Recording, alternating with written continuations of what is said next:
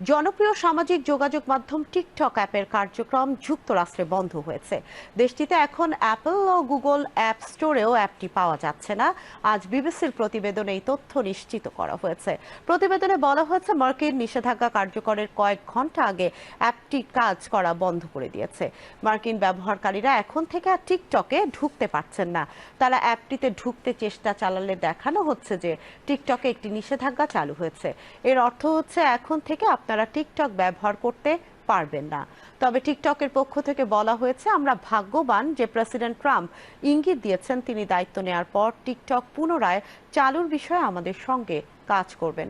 এর আগে শুক্রবার টিকটকের এক বিবৃতিতে বলা হয়, জো বাইডেন প্রশাসন শেষ মুহূর্তে সিদ্ধান্ত না বদলালে রোববার থেকে যুক্তরাষ্ট্রে বন্ধ হয়ে যাবে টিকটক।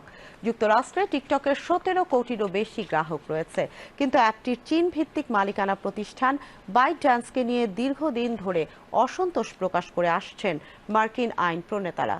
মার্কিন প্রশাসনের আশঙ্কা, টিকটকের মাধ্যমে চীন সরকার মার্কিন জনগণের উপর গুপ্তচর বৃত্তি করতে পারে। তবে বরাবরই চীন এমন অভিযোগ অস্বীকার করে আসছিল।